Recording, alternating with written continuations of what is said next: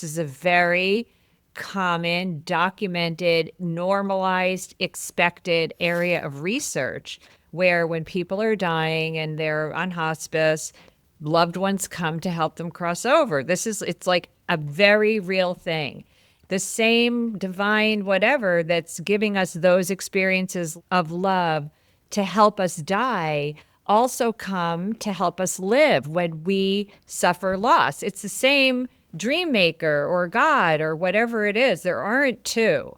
And so our loved ones come to help us die, and then they help the bereaved after they're gone.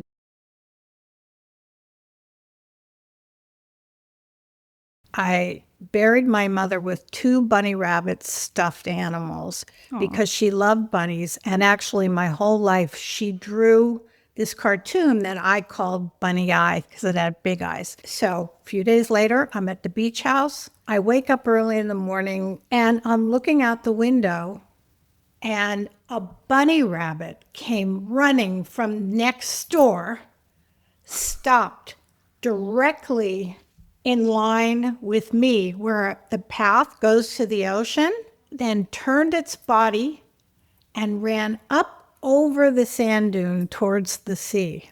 My girlfriend said she's never seen a bunny rabbit in Malibu on the beach. Wow.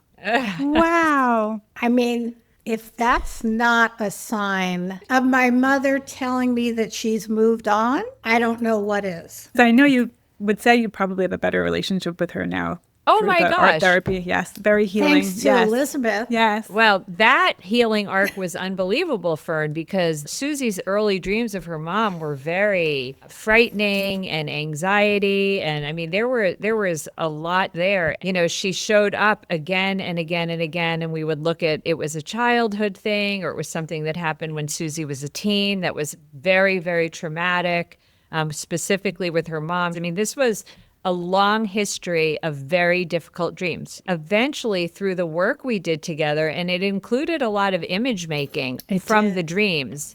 That's very specifically what I do is we make art from the dreams. All of a sudden, her mother is showing up in the dream and helping her find her keys. And that's very specific because a key, it's a metaphor.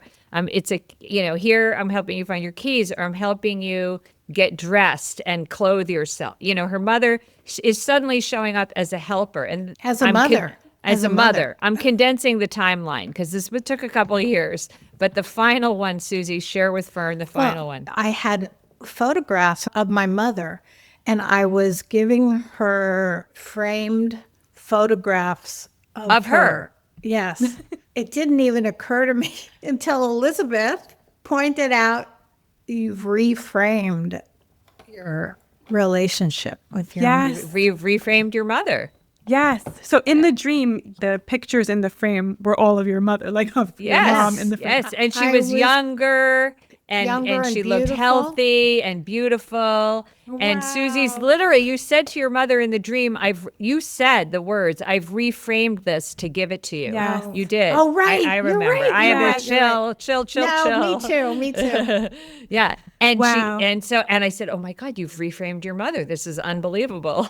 Yes. And practically speaking, how does it manifest in terms of, you have a difficult relationship with your mother and it's hard to think about memories or things.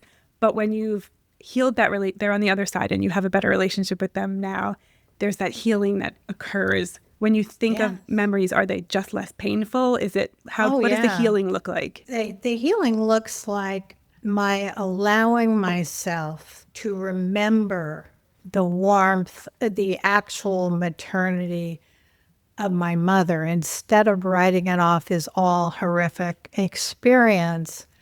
I have a much more balanced perspective of who she really is, what her wounds were, and I'm able to frame it more as, but she had terrible mental illness. It's actually huge, the shift from not even being able to think about it without feeling sick. And I think that there was also a lot of guilt.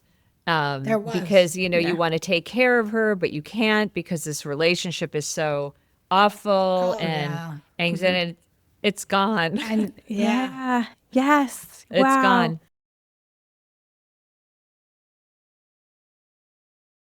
I'm not a religious Jew by any stretch. I'm Reform. I had a dream. I was in my synagogue and I was listening to a small seminar and a rabbi was conducting it. And I was showing a young prospective congregant, I was trying to give them an introduction to this synagogue. And I was upset because there's one rabbi that I really love, and I've known her in real life for 30 years. And I said, I wish you could hear Rabbi Michelle. And then in the dream, I text Rabbi Michelle, who's in another classroom down the hallway in the dream. And I stood outside the classroom where she was conducting her seminar. I just knocked on the door. She opened it. She proceeds to walk with me and this young prospective congregant. We're showing him the temple, and she opens the door, and inside was a massive indoor swimming pool. I tell Elizabeth the dream, and she's talking about levels of consciousness, but what she says to me is, Susie, you have to call your rabbi. Like now? Like right now. Right. And I texted her. She texted me right back. I said, I have to tell you a dream that I had about you. And I proceed to tell her this dream, and she immediately said that I needed to do, I don't know if you know the term, a mikveh. Is it when you do like a cleansing? It's a ritual bath, which I would never do. Reform Jews don't. Orthodox women will do it during major life transitions. And she told me that that's what I needed to do, because where I stood, I was ready to have a grandchild. My brother is on hospice. Oh, I'm sorry. And I'm shifting my life's work. So there's a birth and a death also. Her Right. daughter's about to have a baby. And Oh, this is wow. so it's a huge time of transition. Jung had a colleague, her name was Marie-Louise von Franz, and she said, if you dream that you're baking a cake, bake the cake.